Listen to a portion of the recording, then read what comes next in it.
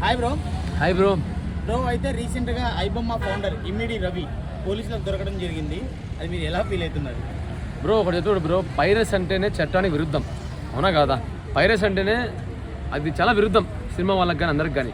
ఒక సినిమా తీయాలంటే చాలా అంత ఆషామాషి పని కాదు. డైరెక్టర్లు, ప్రొడ్యూసర్లు, కో ఆర్టిస్టులు, మేకప్ మెన్లు, డాన్సర్లు, స్టంట్ మెన్లు వీళ్ళందరూ ఉంటారు. సో వీళ్ళందరినీ కాదని చెప్పేసి ఒక సినిమా అంటే వీళ్ళందరితో ఒప్పించి సినిమా తీసినాక వీళ్ళందరినీ కాదు డైరెక్ట్గా నేను ఒక వెబ్సైట్లో పెట్టేస్తా అంటే ఎంతవరకు కరెక్ట్ అది? సో చాలా తప్పు, రవి చేసింది చాలా తప్పు ఫస్ట్ థింగ్. ఇంకోటి జనాలు ఏంటంటే అవకాశవాదులు, ఇప్పుడు ఫ్రీగా బంగారం పైనుంచి పడుతుందని చెప్పేసి అందరూ వెళ్తారు, చట్టానికి విరుద్ధమైన కూడా. సో ఆ విధంగానే ఆయన ఇస్తా అంటే తీసుకున్నారు, చూశారు జనాలు.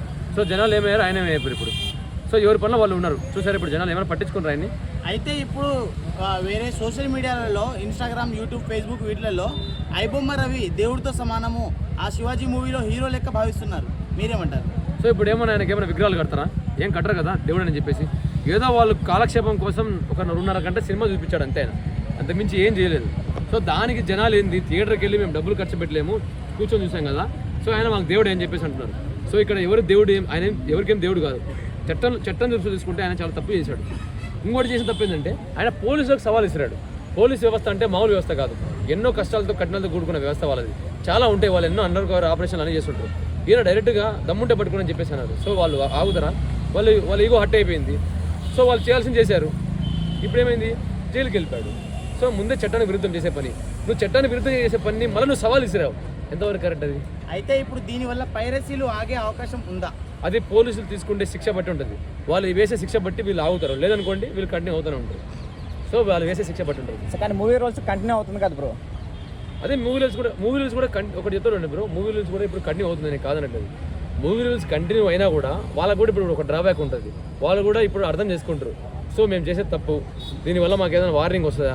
ఈ వార్నింగ్ వచ్చిన తర్వాత వాళ్ళు ఆగితే పర్లే, ఆగలేదనుకోండి వాళ్ళు కూడా కట్ చేస్తారు, ఎక్కడ కట్ చేయాలి. సో నిజంగా పోలీసులు పట్టుకున్నారా లేకపోతే వాళ్ళ వైపు పట్టించిందా? వాళ్ళ వైపు పట్టించింది. మరి పోలీసులు పట్టుకున్నా అని చెప్తున్నారు. అంటే పోలీసులు పట్టుకున్నా అంటే ఇప్పుడు వాళ్ళు ఒక ఆపరేషన్కి వెళ్ళినప్పుడు దీంతో అందరూ ఉంటారు.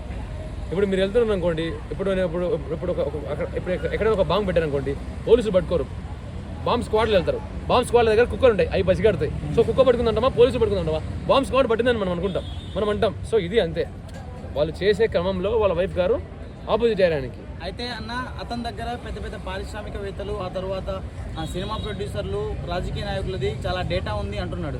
ఇప్పుడు ఆయన డైరెక్ట్ చెప్పాడు కదా, నా దగ్గర చాలా మంది డేటా ఉందని చెప్పేసి. సో ఆయన ఏం చేయలేడు, లోపలికి వెళ్ళిపోయాడు. ఆయన అకౌంట్స్ కూడా ఫ్రీజ్ అయిపోయాయి. ఆయన దగ్గర ఉన్న ప్రతి చెయ్యి మూసుకుపోయింది, ఒక ఏళ్ళు కూడా బయటికి లేపలేడు. సో ఆయన చేసిన తప్పు, పైరసీ అనేది చాలా తప్పు. ఫస్ట్ థింగ్ చెప్తాను, బయటకు వచ్చిన తర్వాత రివెంజ్ తీసుకోవచ్చు కదా. హైకోర్టు వెబ్సైట్ కూడా హ్యాక్ చేసి దాంతో బెట్టింగ్ యాప్స్ ప్రమోట్ చేశారు. సో ఇది ఎలా ఉందంటే గవర్నమెంట్కి ఎవరైతే విరుద్ధంగా ఉంటారో వాళ్ళు చేసిన పని ఇది. సో ఇప్పుడు గవర్నమెంట్ అనేది అందరికి నచ్చాలి లేదు, కొంతమంది నచ్చచ్చు నచ్చకపోవచ్చు. సో వాళ్ళు ఇలా చేస్తున్నారు అన్నమాట, ఆ చేసే పని ఇది. ఎంతో పెద్ద గవర్నమెంట్ అఫీషియల్స్ కూడా మొత్తం డీటెయిల్స్ అన్నీ ఉన్నాయి అన్నట్టు చెప్తున్నారు. ఒకటి చెప్తున్నానండి, ఇప్పుడు సామాన్యుల దగ్గర ఏదైనా చేసినా అక్కడ వాళ్ళు న్యాయం జరుగుతుందో లేదో తెలియదు, కానీ హయ్యర్ అఫీషియల్స్ కానీ లేకపోతే వ్యవస్థలో ఉన్న వాళ్ళని కానీ పవర్లో ఉన్న వాళ్ళని చేస్తే మాత్రం వాళ్ళ అడ్రస్ ఉండదు. మ్యాక్సిమం వాళ్ళతో పెట్టుకున్నంటే ఆడ కనెక్షన్ కలిగించారంటే ఖచ్చితంగా వాళ్ళు ఎంత దూరమే వెళ్తారు, ఎందుకంటే చాలా వ్యవస్థ ఉంటాయి వాళ్ళ ఇంకా. అయితే అన్న, ఇప్పుడు అతను దొరికిపోయాడు, కానీ అతని దగ్గర ప్లాన్ బి ఏదో ఒకటి ఉంటుంది కదా, అది ఎగ్జిక్యూటివ్ చేస్తే ఒకటి ఎత్తునండి, ఎగ్జిక్యూటివ్ చేయలేడు. మీరు అఫీషియల్ ఉండండి. ఇప్పుడు మేము చేసిన తప్పు అని చెప్పేసి ఒప్పం టీవీ వాళ్ళే మేము పెట్టేది, అలా మేము చేసిన తప్పు, సో మా అకౌంట్ మేము తీసేస్తున్నామని చెప్పేసి అన్నాడు వెబ్సైట్ని. సో అర్థమైపోయింది, ఇంకా మేమేం చేయలేము. ఇంకా అటు వెళ్ళాడు, ఇటు అడుగు వెళ్ళాడు, అటు అడుగు వెళ్ళాడు. ఇప్పుడు సో స్టెబుల్గా నిలబడిపోయాడు, ఇంకేం చేయలేడు. అయితే ఐబొమ్మ బొప్పం రెండు ఒకటే కదా బ్రో? అదే రెండు ఒకటే. ఐబొమ్మనే కాస్త బొప్పంగా మారింది, ఎక్కడ సవాల్ ఎదుర్కోవాలని చెప్పేసి ఆ బొప్పమైనా ఇలా పెట్టాడు.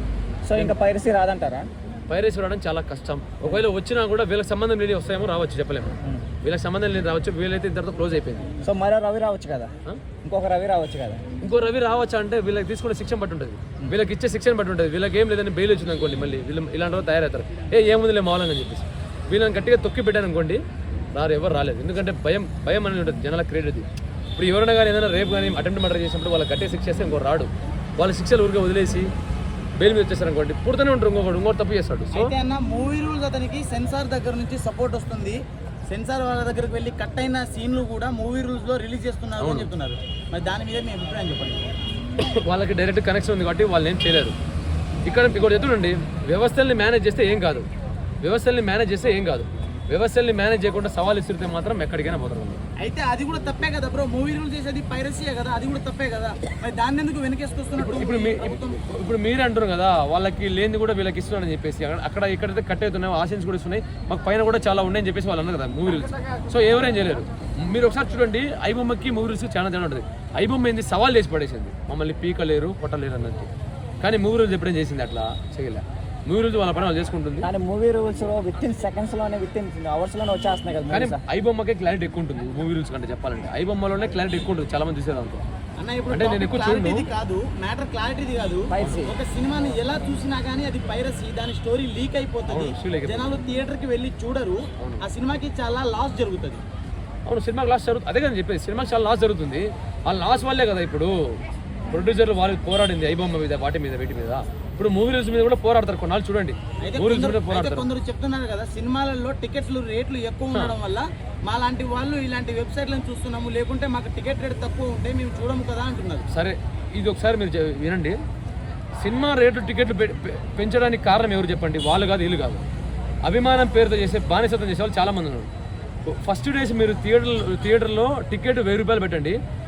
అభిమానం పేరుతో చాలామంది పిచ్చిగుంటారు, చాలామంది హీరో ఫ్యాన్స్. వాళ్ళేం తెలుసా, 1000 రూపాయలైనా అవసరమైతే 10 లక్షలు పెడతామంటారు. దానివల్ల వాడు అవకాశం తీసుకుంటున్నాడు, ఆ టికెట్ పెంచేవాడు ఎవడుతున్నాడు. వాళ్ళు పెంచింది వాళ్ళ తప్పు కాదు, అది పెంచినా కూడా చూస్తున్నారు కదా వీళ్ళ తప్పది. అభిమానం పేరుతో పిచ్చిగా చేసే ఫ్యాన్స్ తప్పది. ఒక ఎగ్జాంపుల్ చెప్తా.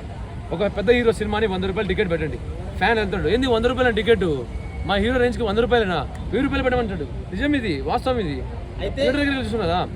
ఇదే సినిమా మీరు ఎగ్జాంపుల్ చెప్తున్నా, మనకు సినిమా వచ్చింది పెద్ద హీరో సినిమా, నాకు గుర్తులేదు. ఆ సినిమాకి 1,00,000 రూపాయలు పెట్టి టికెట్ కొన్నాడంట. 1,00,000 రూపాయలు పెట్టి టికెట్ కొంటా అంటుంటే 1000 రూపాయలు హైక్ అవుతుంది. ఇంకా వాడు అంటాడు, అరే వీళ్ళు పిచ్చోళ్ళు రా, వీళ్ళు 1,00,000 రూపాయలు పెట్టినా కూడా టికెట్ 1,00,000 రూపాయలు పెట్టినా కూడా కొంటున్నాడు, సో టికెట్ 1000 రూపాయలు పెడతాం ఏముంది. సో ఆ తప్పు వాడిది కాదు, అది చూస్తున్న వీళ్ళ తప్పు. సో తప్పు వీళ్ళని అనాలి ఫస్ట్, వాళ్ళం కదా అనాల్సింది, వీళ్ళ తప్పు. జనాలు రవి ఒక్కడే కాదు క్రిమినల్, రవి వెబ్సైట్ చూసి ప్రతి ఒక్కరు క్రిమినల్ అని అంటున్నారు. ఇప్పుడు పైరసీ ఎంకరేజ్ చేసిన ప్రతి ఒక్కరు తప్పండి. పైరసీ ఎంకరేజ్ చేయడమే తప్పు. మీరు ఎగ్జాంపుల్ చూసుకుంటే నాకు తెలుగు హీరోలు నేను చూడలేదు, కానీ తమిళ హీరోలు విశాలు, సూర్య, వీళ్ళందరూ ఒకసారి పైరసీ మీద అప్పటికప్పుడు వెళ్ళి షాపులో కూడా రైడ్ చేశారు. అప్పటికప్పుడు వెళ్ళి వాళ్ళు పైరసీ మీద చాలా యాక్షన్ తీసుకోమని చెప్పి పోలీస్ స్టేషన్లో చాలా కంప్లైంట్లు పెట్టారు. కొత్తగా అక్కడ చట్టాలు కూడా నమోదైనాయి అప్పట్లో, ఒక 10 years బ్యాక్ అనుకుంటా, 6 to 10 years బ్యాక్. సో అక్కడ మొదలైంది, ఇక్కడ ఎందుకు చేయలేకపోయారు పైరసీ గురించి అంటే ఎవరు పట్టించుకోలే. ఇప్పుడు ఐబొమ్మ వచ్చింది, వీళ్ళని పట్టించుకున్నారు. చేయడమే తప్పు, దానికి సవాల్ ఇసిరాడు, పోలీసులు ఈగో హట్ అయింది, ఏమైంది లాస్ట్కు అది. అయితే అన్న, ఇప్పుడు ఈ పైరసీ వ్యవస్థ మారాలంటే ఎలాంటి చర్యలు తీసుకోవాలి సినిమా ఇండస్ట్రీ తరఫున? కానీ పైరసీ ఇప్పుడు ఒకటి ఎట్లుందండి, పైరసీ మారాలంటే ఏం లేదండి, జనాలు థియేటర్కి వెళ్ళి చూస్తే ఆటోమేటిక్గా మానుకుంటారు. జనాలు థియేటర్కి వెళ్ళట్లేదు. ఫస్ట్ థింగ్ మీరు అంటారు కదా 1000 రూపాయల టికెట్ అని చెప్పేసి, అది జనాల మైండ్లో ఉందో నాకే తెలియదు.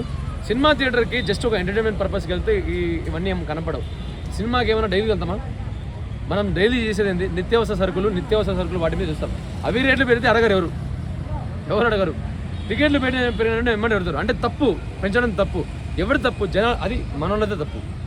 వాడు ఎంత పెట్టినా కానీ మీరు చూస్తారు. ఫస్ట్ థింగ్ ఆగుతుండ్రా ఫ్యాన్స్? ఆగట్లే కదా. ఫస్ట్ రోజు 1000 రూపాయలు టికెట్ పెట్టామంటే 1000 రూపాయలు ఏంది, 2000 నేను బ్లాక్లో పెట్టుకుంటా, 3000 నేను బ్లాక్లో పెట్టుకుంటే, అంటే వీడు అంత రేటు పెట్టుకుంటే అంత అభిమానం చూపిస్తున్నాడు. దాని అర్థం వీడిని చూసి 10 మంది తయారవుతారు మళ్ళీ. కానీ చాలా మంది జనాలు ప్రైసెస్ ఎక్కువ అని చెప్పేసే కదా అన్న ప్రైవసీ సరేనా మీరు కానట్లేదు. సరే, ఈసారి నేను వస్తాను మీతో పాటు. ఏదన్నా పెద్ద హీరో సినిమా ఉంటుంది, పెద్ద హీరో సినిమా దగ్గరికి వెళ్ళి మీరు అడగండి ఒకసారి. మీరు అంటారు కదా టికెట్ రేటు పెరిగిపోయాయని చెప్పేసి అంటారు కదా. సరే, మీరు ఈసారి వెళ్ళినప్పుడు పెద్ద హీరో సినిమా వస్తుంది కదా, అక్కడికి వెళ్ళండి, థియేటర్ దగ్గరికి వెళ్ళండి. 2000 టికెట్ పెట్టి లోపలికి వెళ్ళే వాళ్ళు 100 మంది ఉంటారు. అందరూ 2000, 3000 పెట్టి వెళ్తారు టికెట్. సో వాళ్ళు తప్పు. అంత రేటు పెట్టినప్పుడు మరి వాళ్ళు వెళ్ళడం ఎందుకు? వాళ్ళు అక్కడ మానుకుంటే ఫస్ట్ రోజే, తర్వాత టికెట్ రేటు పెరగవు కదా. సో అదనమాట. సో ఇప్పుడు ఒకటి చెప్పండి, పైరసీ వ్యవస్థ మారాలంటే ఏం చేయాలి బ్రో? యాక్చువల్గా పైరసీ వ్యవస్థ మారాలంటే ఒకటే పని చేయాలి బ్రో. మనం అప్పట్లో పాత సినిమాలు ఉండే కదా, ఆ రీల్స్ పెట్టి తిప్పడాలు, రీల్స్ పంపించడాలు ఉండే కదా. ఇప్పుడు మళ్ళీ అదే వ్యవస్థను తీసుకురావాలి. ఆ రీల్స్ పెట్టి ఆ వ్యవస్థను తీసుకొస్తేనే కానీ పైరసీ మారదు. ఎందుకంటే ఈ రోజుల్లో మనం అప్డేట్ అని చెప్పేసి శాటిలైట్ ద్వారా సినిమాని స్ట్రీమ్ చేస్తున్నాము, చూపిస్తున్నాము. కానీ అప్పట్లో రీల్స్ ఉండే, దాన్ని పైరసీ చేసేటోడు ఎవడు లేడు. దాన్ని పైరసీ చేసినా కానీ దీనంత క్లారిటీ కానీ, ఆ తర్వాత స్టోరీ రివీలింగ్ కానీ, ఏదైనా విజిల్స్, క్లాప్స్, ఈలలు అవి వినబడతాయి, మనిషి కనబడతాడు. అలా ఆ రీల్స్నే 4Kలో అప్డేట్ చేసి ఆ రీల్స్ ద్వారా తీసుకొస్తేనే ఇప్పటికై ఆ పైరసీ వ్యవస్థ మారిద్ది. లేకుంటే రవి లాంటి రవిలు 100 మంది పుడతారు. సార్ రవి distribution చాలా కష్టమైపోతుంది కదా బ్రో అలా చేయాలంటే. చేయాలి. అప్పట్లో ఎట్లా చేశారో ఇప్పుడు కూడా అదే చేయాలి. అప్పట్లో ఇంకా నీకు వెళ్ళడానికి కొన్ని సదుపాయాలు లేవు, కానీ ఇప్పుడు నువ్వు వేరే దేశాలకు పంపిద్దామన్నా ఫ్లైట్ల ద్వారా కూడా పంపించచ్చు.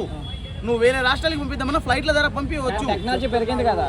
టెక్నాలజీ పెరిగింది, కానీ ఇప్పుడు ఈ పైరసీ వ్యవస్థను ఆపాలంటే ఖచ్చితంగా పాత టెక్నాలజీని తీసుకురావాలి. పాత టెక్నాలజీని తీసుకొస్తేనే కానీ ఈ వ్యవస్థ మారదు. ఇప్పుడు పాత టెక్నాలజీ అంటున్నారు, మరి దారిలో చాలా జరుగుతాయి కదన్నా. మీరు చెప్తున్నారు ట్రావెలింగ్కి మనకి ఇబ్బంది లేదని, కానీ మధ్యలో ఏమన్నా జరిగితే దానికి మనం ఏం సమాధానం? దొంగతనం చేయొచ్చు కదా. దొంగతనం ఎందుకు చేస్తారండి? మనం కరెక్ట్గా సెక్యూర్గా పంపిస్తే దొంగతనాలు ఎందుకు అవుతాయి? అవుతాయి కదా బ్రో, ఎందుకు అవ్వు?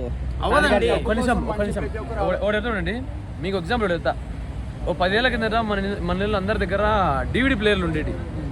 DVD ప్లేయర్లు మీకు ఐడియా ఉందో లేదో, ఒక CD కొనుక్కొని దాన్ని తీసుకొని సినిమా చూసేవాళ్ళు అందరూ. సో ఇప్పుడు అది లేదు. ఇంతకంటే ఎగ్జాంపుల్ నేనేం చెప్పలేను. పైరసీకి ఆ DVD ప్లేయర్లు పోయినాయి. సో పైరసీగా ఎక్కువైంది. సో ఫైనల్గా ఒకటి చెప్పండి, ఇలా పైరసీలో చూసే వాళ్ళకి మీరు ఏం సందేశం ఇవ్వాలి? పైరసీలో చూడొద్దండి దయచేసి. థియేటర్ వాల్యూని మీరు పోగొట్టుకోమాకండి. అంటే నేనేమి సినిమాకి పెద్ద ఫ్యాన్ కూడా కాదు. నేను కూడా సినిమాలు అసలు చూడడం తక్కువ, ఎప్పుడో రేర్ వెళ్ళేది. నేనేం సినిమా అభిమాని కూడా కాదు, రేర్కి వెళ్తా సినిమాలు. ఈ థియేటర్ వాల్యూ ఎలా ఉంటుందంటే 10 మంది కలిసి బాగా ఫ్యామిలీతో వెళ్ళి సినిమా థియేటర్కి వెళ్ళి చూస్తే అది బెటర్. ఈ పైరసీలు బెడ్ మీద పడుకొని ఒళ్ళు బరి వేసుకొని, అంటే ఒళ్ళు బరి కాదు, చూడడం చాలా తప్పు. పైరసీ చాలా తప్పు ఫస్ట్ థింగ్. అది చట్టానికి విరుద్ధం. అది మీరే ఎంకరేజ్ చేసినట్టు జనాలే. మీరు ఏదో థియేటర్లో టికెట్ రేటు పెంచేశారని చెప్పేసి అంటే అది మీ బుర్ర తక్కువ. ఇంత మించి నేనేం చెప్పలేను. ఫస్ట్ రోజు టికెట్ 1000 రూపాయలు పెట్టినప్పుడు వెళ్ళాడు కదా, వాడిని అడగండి ఫస్ట్. వాడికి ఫస్ట్ 1000 రూపాయలు ఎక్కువ కాదు, వాడు ఎత్తాడు. వాడికి ఎక్కువ అన్నప్పుడు మీకు కూడా ఎక్కువ కాదు, వాడికి ఎక్కువ అయినప్పుడు మీకు ఎక్కువ. అది గుర్తుపెట్టుకోండి. Thanks bro.